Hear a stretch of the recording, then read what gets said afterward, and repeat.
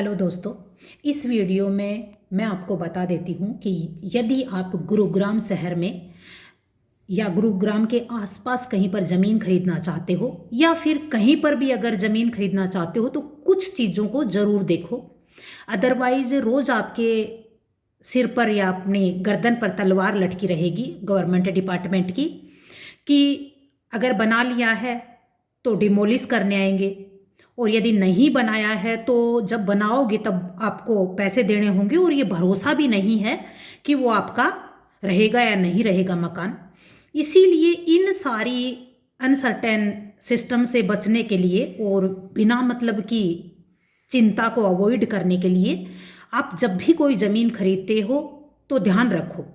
सबसे पहले जब कोई भी व्यक्ति ज़मीन खरीदता है तो उसका पर्पज़ होता है कि ज़मीन पर घर बनाना है, अपना बिजनेस करना है, या फिर उस ज़मीन को खरीदकर ऐसे ही छोड़ देना है तो कुछ 2 साल 4 साल 10 साल के बाद उसके जो रेट बढ़ेंगे, प्रॉपर्टी की वैल्यू बढ़ती चली जाएगी।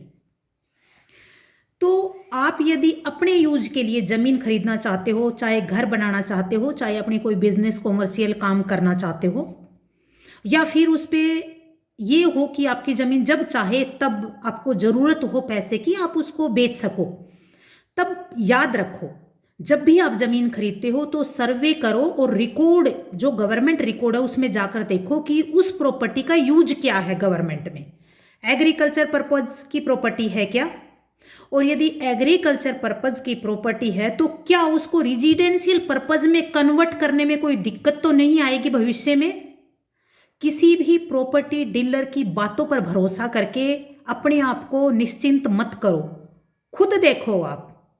कई बार एग्रीकल्चर की ज़मीन होती है, उसको कॉमर्शियल पर्पज़ के लिए हम कन्वर्ट करवा सकते हैं, रेजिडेंशियल जिसको आरओ रेजिडेंशियल पर्पज़ के लिए हम करवा सकते हैं।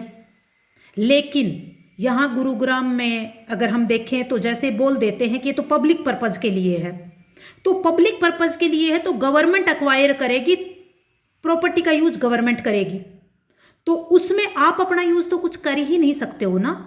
फिर ओपन स्पेस का है, ये एक बहुत वर्ड चलता है कि ओपन स्पेस का है।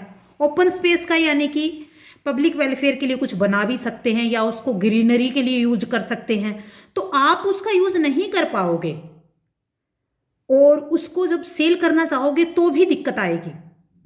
फिर रजिस्ट्री जब आप करवाते हो तो रजिस्ट्री तो यहाँ पर 2 नंबर में हो जाती हैं, आपको भी पता है कि पैसे ले देकर इधर उधर कर देते हैं, ठीक है। लेकिन आप यदि ज़मीन खरीदते हो तो इन चीज़ों का ध्यान रखो कि घर बना लेते हैं, सस्ती ज़मीन मिल जाती है, लेकिन जो ज़मीन मिल जाती है वो रजिस्ट्री हो जाती है।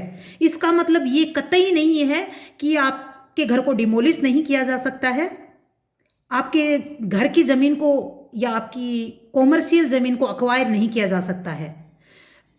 रजिस्ट्री होने का तो सिर्फ ये है कि ओनरशिप आ गई है, लेकिन ओनरशिप आने में वो ज़मीन आप कैसे यूज कर सकते हो और उसका क्या यूज है वो गवर्नमेंट डिसाइड करती है, आप नहीं। ये लाल डोरे की अंदर की ज़मीन नहीं है गांव की कि जिसमें हम घर बनाकर रह सकते हैं, नहीं। लाल डोरे की ज़मीन तो ख़त्म सी हो गई है, ये समझो कि इतनी पॉपुलेशन बढ़ गई है, वहाँ पर घर कभी के बन चुके हैं। बाहर की जो ज़मीन है कॉमर्शियल होगी या एग्रीकल्चर है उसको कन्वर्ट किया जाएगा, या ज़मीन में वो अगर कॉलोनीज काट दी हैं तो अप्रूव होगी या नहीं होगी, बिल्डिंग प्लान अप्रूव होगा या नहीं होगा। तो प्लीज़ इस वीडियो की एक एक बात ध्यान में रखो। प्रॉपर्टी किस यूज की है, पब्लिक वेलफेयर की प्रॉपर्टी है क्या या नहीं है, दूसरी ओपन स्पेस की प्रॉपर्टी है क्या, गवर्नमेंट कल उस पर क्या यूज करने के लिए आपको परमिशन दे सकती है या नहीं दे सकती है गवर्नमेंट डिपार्टमेंट। इन चीज़ों का ध्यान रखो। 2 पैसे महंगी आए कोई फ़र्क नहीं पड़ता, लेकिन अनसर्टेनिटी आए दिन मैसेज आते हैं कि हमारी प्रॉपर्टी कभी भी डिमोलिश हो सकती है, डिमोलिश करके चले गए। पर आगे तो ध्यान रखो ना इन चीज़ों का, क्योंकि गवर्नमेंट डिपार्टमेंट के ऑफिसर्स को भी पता है बहुत सारे लूप होल है और इन चीज़ों को ठीक करना चाहिए, लेकिन कोई करता ही नहीं है। किसी ना किसी को किसी तरह से तो इनिशिएशन लेना होगा ना। तो आज अगर हम ये चाहते हैं कि प्रोटेक्ट किया जाए तो प्लीज़ इन चीज़ों का ध्यान रखा जाए। बाय। जय हिंद, जय भारत। आई होप आपको ये चीज़ें काम आएंगी।